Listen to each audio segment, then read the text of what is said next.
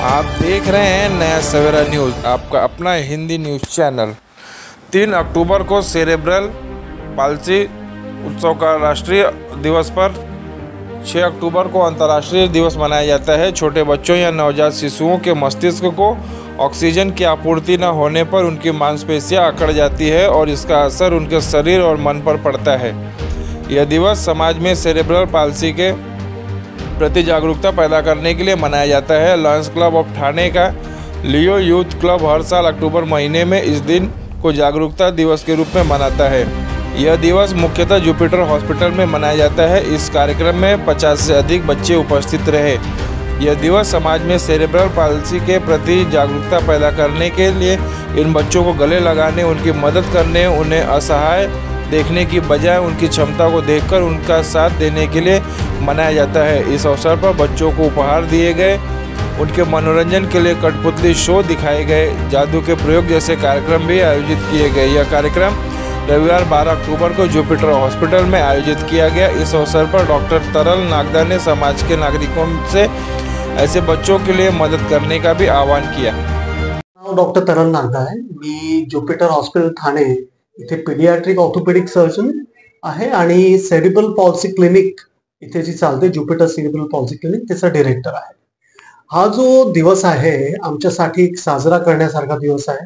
आपण आता दशहरा साजरा केला, दिवाळी येत आहे, नंतर क्रिसमस पण येणार आणि त्याच्यामध्ये हा सेरिब्रल पॉल्सी दिवस आपण साजरा करतोय। 2 सेरिब्रल पॉल्सी दिवस असतात। 3 ऑक्टोबर हा नॅशनल सेरिब्रल पॉल्सी डे आहे आणि 6 ऑक्टोबर हा इंटरनॅशनल किंवा वर्ल्ड सेरिब्रल पॉल्सी दिवस असतो।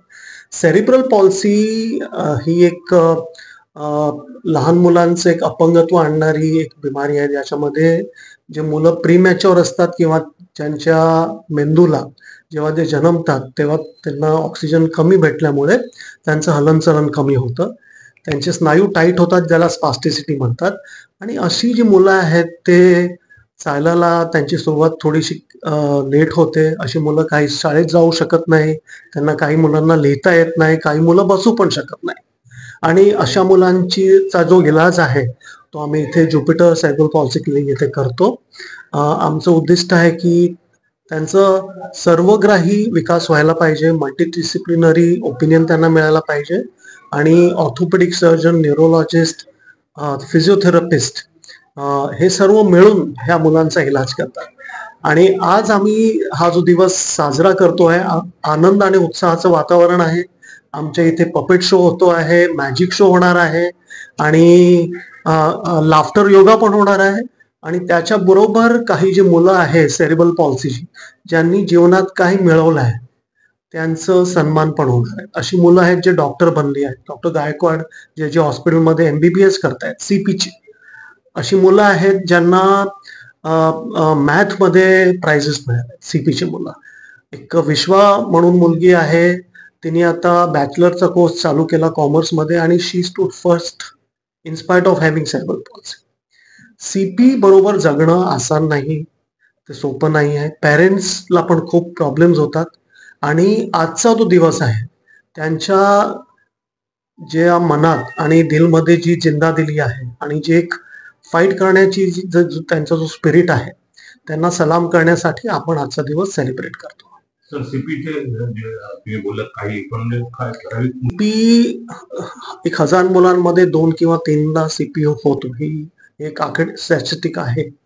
CPचे मुलं आहेत ते 100% नॉर्मल होत नाही, परंतु जे मुलं चालत नाही त्यांना आपण चालतं केलं, जे मुलं बसत नाही त्यांना बसतं केलं, ज्यांना खूप वेदना आहेत त्यांचं वेदना आपण दूर केली, तरी एक खूप मोठं काम आहे।